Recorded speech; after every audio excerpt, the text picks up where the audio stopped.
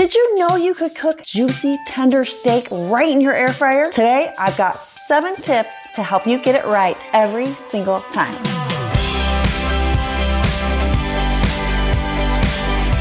No one likes a dry, tough steak. Am I right or am I right? Now let's be real. Is the air fryer gonna give you the best steak of your life? Probably not, but it's definitely a close second. Even my husband, who is a grill master, was impressed with my air fryer steak. Yay! Okay, he's not a grill master, but he really thinks it's quite awesome. If we have not met before, my name is Kathy from fabulesslyfrugal.com, and I'm sharing simple and easy air fryer recipes and tips right here. The air fryer is actually a really great option for cooking up steak because this cute little chamber keeps a nice controlled temperature so your steak cooks nice and evenly, and it gets just hot enough to lightly crisp the edges. Cleanup is a breeze, and it's a really great option for when it's too cold to grill outside. Depending on the thickness of your steaks and the level of doneness that you want, they could literally be cooked in less than 15 minutes. You ready to see these 7 tips? Let's go. Tip number 1, start with the right steak. You're gonna wanna look for a steak that has some nice fat marbling throughout. 2 great options for the air fryer are a ribeye steak or a New York strip steak. Today, I've got a 16-ounce ribeye steak and a 12-ounce New York strip steak. Now, I prefer to get my steak direct from the farm, so I use a company called Savory Butcher. They bring it from the farm straight to my city, and I pick it up. They come about once a month in my city. It cuts out the middleman, the grocery store, and really lowers the price of the meat that I pay for. And for the steaks, they deliver them in what's called a steak chop box. It's full of 16 pounds of about 6 different cuts of meat. And you guys, this is like 5-star restaurant steak at a super affordable price. If you want to learn more about this company, just check out the notes below. I've got a link directly to them where you can check out the steak chop box and see if they deliver in your area. Tip number 2, temper the steak. This is an important step that some people totally miss the boat on. Once my steak is thawed out, I pull it from the fridge, remove it from the packaging. I'm gonna let it rest for 20 to 30 minutes before I even start the cooking process. It's called tempering the steak, and it helps your steak cook more evenly, and some say it even makes it taste better. Tip number 3, season your steak. And before you season, you always want to pat your steak dry. Just blot some paper towels down right there on the steak. This is going to help the steak brown better and lock in the juices. Next, it's important to massage just a tiny bit of oil on the steak. I'm talking like a teaspoon or less, my friends. It's important to choose a tasteless oil that has a high smoke point. I'm using avocado oil. Just massage that all over your meat, and it's gonna help the seasoning adhere to your steak. Then it's time to season. Now, you can use any seasoning mix that you want, but I personally just season it with some kosher salt. And guess what? You need to season it like you mean it, y'all. It's okay to be a little heavy-handed with the salt. Just massage it in and make sure you get the sides. And for me personally, I like to add more seasoning after the steak is done cooking while it's resting. I'll show you how to make some seasoned butter here just in a minute, so keep watching. And I'm curious how you like to season your steaks. Go ahead and leave a comment down below and let me know.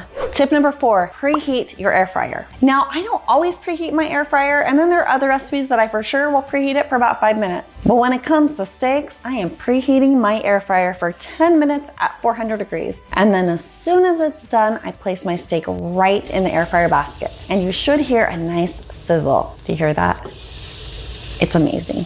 Do not use parchment paper here, y'all. You also want to make sure there's room around each steak so the air can circulate. And if it's just too tight, take one out and cook in batches. You won't regret it. So I'm popping my steak in the air fryer at 400 for 6 minutes. And if you have a thicker steak, you might want to bump it up to 7 or 8 minutes. And while the steak is cooking, this is when I whip up my garlic herb butter. You'll need just 2 tablespoons of some soft room temperature butter, and then add a half tablespoon of chopped fresh parsley. Don't you just love my cute little herb cutting scissors? They're adorable. Next, add a 1/4 teaspoon of Worcestershire sauce. And then add 1/2 to a teaspoon of minced garlic. And again, oops, I kind of messed up and did a little bit more than that, but it still tastes amazing. You just want to stir it long enough so everything is nice and blended and evenly distributed, and then just set it aside while your steak is cooking. Tip number 5, rotate your steak and flip it. Now, you're only going to do this once during the entire cooking cycle. So after that first 6 minutes is up, I like to flip them and rotate the direction that they're laying in the air fryer just to make sure the cooking is nice and even, Steven. And at this point, the remaining cook time is going to depend on how thick your steak is and what level of doneness you want, which leads me to tip number 6.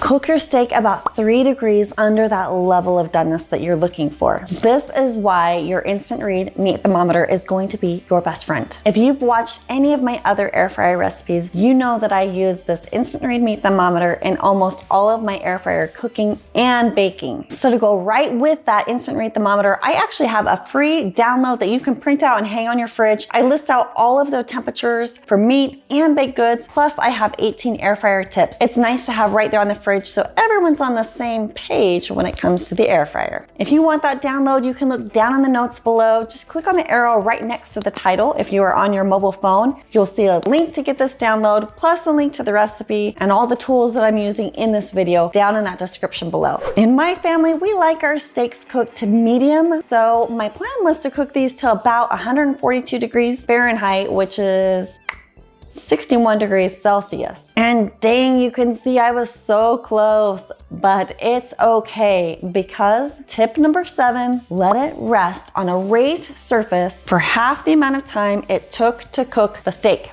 This will help your steak finish cooking up evenly and lock the juices in. It's such an important step, so don't miss it. You can use any sort of rack. I actually let my steak rest right there in the air fryer basket. And this is the point where I drop a spoonful of the garlic herb butter right on top of my steak and let it melt as it rests. So since I cooked it for 12 minutes, I'm gonna let it rest for 6 minutes, and holy cow, it's so amazing. If this was helpful to you, be sure to check out my 4 hacks for cooking up perfect air fryer chicken right here. Thank you so much for watching, and I will see you on the next video. Bye.